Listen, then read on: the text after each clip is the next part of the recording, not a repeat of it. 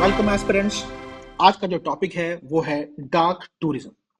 Dark tourism के इस topic पे हम कवर करेंगे कि डार्क टूरिज्म होता क्या है, क्या इसका स्कोप है, एग्जैक्टली अभी दुनिया में इसका स्टेटस क्या है, क्या इसकी एडवांटेजेस हो सकती हैं, क्या लिमिटेशंस हैं और इंडिया जो है किस तरीके से इस पर काम कर सकता है। देखिए, कॉन्टेस्ट रिसेंटली जो है वो ये है कि the war in Ukraine has sparked the rise of dark tourism. Dark tourism बहुत ज्यादा बढ़ रहा है यूक्रेन में, क्योंकि वहां पिछले 3 साल से युद्ध चल रहा है रशिया के साथ। तो आइए देख लेते हैं कि एग्जैक्टली डार्क टूरिज्म है क्या और क्या इसके प्रकार हैं। देखिए, डार्क टूरिज्म ऐसी डेस्टिनेशंस हैं या फिर ऐसी प्लेसेस हैं जहां कभी ना कभी पास्ट में कोई ट्रेजेडी हुई हो, या फिर किसी ना किसी की डेथ हुई हो, और या फिर वहां पे कोई ना कोई नेचुरल डिजास्टर हुआ हो जिसमें काफी लोगों की जो है मरने की आशंका हो। एग्जाम्पल के तौर पे मैं कह सकता हूँ कि कोई बैटलफील्ड या फिर कोई भी ऐसी प्लेस जहां पे लगातार नेचुरल डिजास्टर्स होते रहते हो। ऐसी जगहों में जाने के प्रोसेस को ही डार्क टूरिज्म कहते हैं। देखिए, इस टॉपिक के आखिर तक आपको एक चीज तो समझ में आ जाएगी कि आज के कैपिटलिज्म के इस दौर में हर एक एंटिटी, हर एक देश के पास कुछ ना कुछ ऐसा है, कुछ ना कुछ ऐसा पारसनुमा पत्थर है जिसे वो मिट्टी में डाल के भी सोना बना सकता है। और सोशल मीडिया के इस बढ़ते हुए दौर में मोबाइल फोन है और हर कोई ट्रैवल ब्लॉगिंग में लगा हुआ है। वहीं आप देखेंगे कि जेनजी जनरेशन के अंदर एक अजीब सी खलबली है ऐसी टूरिस्ट डेस्टिनेशंस पर जाने की, जहां किसी ना किसी इमोशन से, किसी ना किसी की डेथ, किसी ना किसी ट्रेजेडी से जुड़ी हुई हो। और इस बात का एस्टिमेट आप इस चीज से लगा सकते हैं कि इस तरह के टूरिज्म में डेटा के अकॉर्डिंग जो 80% टूरिस्ट जाता है, उसमें 80% टूरिस्ट जो है कम से कम 30 ईयर से कम का है। ठीक है, आगे बात करते हैं कि क्या क्या है टाइप्स डार्क टूरिज्म की। देखिए, डार्क टूरिज्म में जो सबसे पहला टाइप है वो है जेनोसाइड। जेनोसाइड डार्क टूरिज्म का मतलब है वो प्लेसेस, वो डेस्टिनेशन जहां कभी ना कभी पास्ट में किसी रिलीजन को लेके, किसी रेस को लेके, या फिर किसी एथनिसिटी वाले लोगों को लेके कोई बहुत बड़ा कन्फ्लिक्ट हुआ था और उनकी वहां बहुत बड़ी डेथ या मसाकर हुआ है। एग्जाम्पल के तौर पर अगर मैं बात करूं तो हिटलर के कंसेंट्रेशन कैंप इस चीज का एक जीता जागता सबूत है, जेनोसाइड। अगला जो पॉइंट है वो है वॉर यानी कि ग्रेव टूरिज्म। मतलब ऐसा टूरिज्म जहां कभी ना कभी कोई बैटलफील्ड हो, जहां काफी लोग मरे हों, मेमोरियल्स बने हुए हों, या फिर सिमेट्रीज भी बनी हों। ऐसे टूरिज्म को कहते हैं ग्रेव टूरिज्म यानी कि वॉर टूरिज्म। इसमें अगर एग्जांपल के तौर पर मैं बात करूं तो कारगिल का एग्जांपल एक बेस्ट एग्जांपल होगा। थर्ड है जो कैटेगरी में आता है वो है हॉन्टेड टूरिज्म।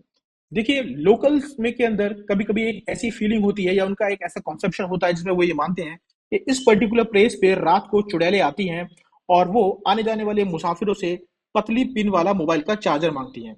जी हाँ, ऐसा भी होता है। एग्जाम्पल के तौर पर अगर मैं बात करूं तो एक ऐसी प्लेस है जिसका नाम है बांगड़ फोर्ट, राजस्थान।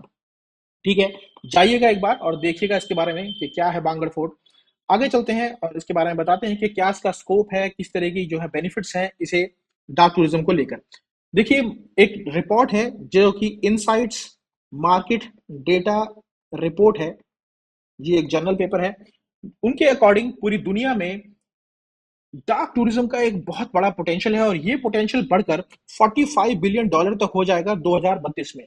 पूरी दुनिया को नॉर्थ अमेरिका लीड कर रहा है, यानी कि यूएसए। यूएसए पर्टिकुलरली लीड कर रहा है पूरी कंट्री को, और इसके बाद जो जिस कंट्री का नाम आता है वो है पोलैंड। ठीक है, आगे देख लेते हैं इसके बेनिफिट्स को। बेनिफिट्स है सबसे पहले एजुकेशन। देखिए, जब भी इस तरह की किसी डेस्टिनेशन पर विजिटर्स जाते हैं तो वो बहुत सारी अनसंग स्टोरीज से रूबरू होते हैं, क्योंकि हिस्ट्री में बहुत कुछ ऐसा हो चुका है जो हर किसी को पता भी नहीं है। उससे रूबरू होने के बाद वो वहां जाके हो सकता है डॉक्यूमेंट्रीज बनाए, और डॉक्यूमेंट्रीज बनाने के बाद वो स्प्रेड करें ये मैसेज कि किस तरीके से यहाँ पे पास में कुछ हुआ था। तो ये एजुकेशन के पर्पस के लिए बहुत हेल्पफुल रहेगा। दूसरी चीज है कल्चरल प्रिजर्वेशन। देखिए, जब विजिटर्स लोकल्स के साथ इंटरेक्ट करते हैं तो उनको पता लगता है उनके कल्चर के बारे में, और वो कहीं ना कहीं जुड़ पाते हैं उस इमोशन के साथ। तो इससे उनका कल्चर प्रिजर्वेशन भी हो पाएगा। एग्जाम्पल के तौर पे अगर मैं बात करूं तो गोरखास, आप सभी ने गोरखा सोल्जर्स के बारे में सुना होगा।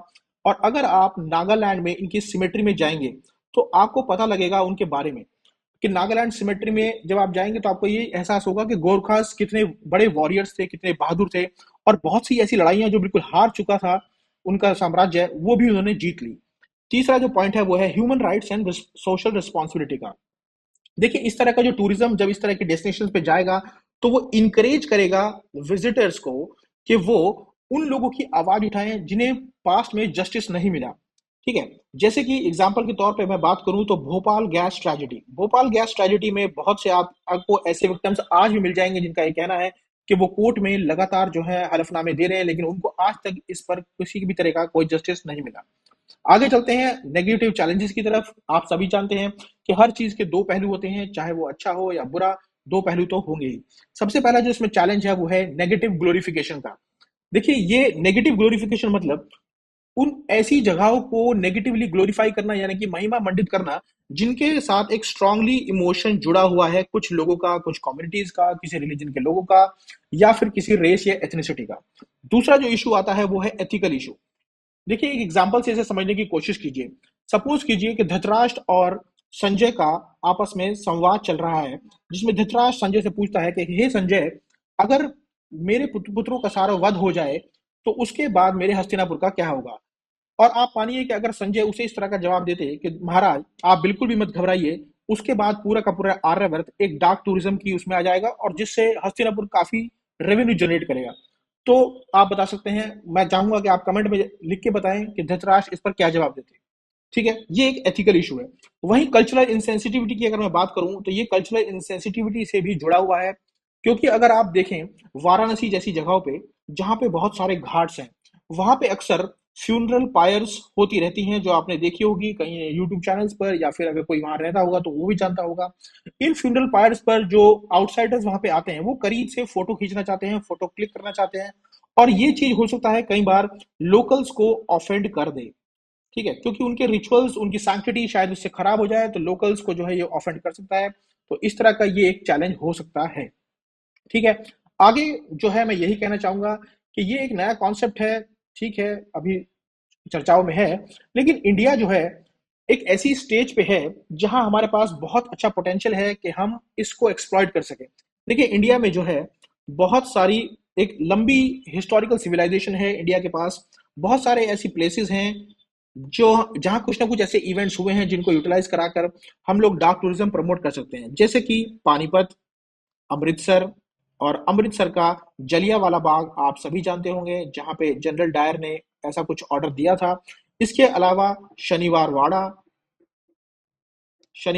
जो कि पुणे में है, और अंडमान एंड निकोबार आइलैंड्स की सेलुलर जेल।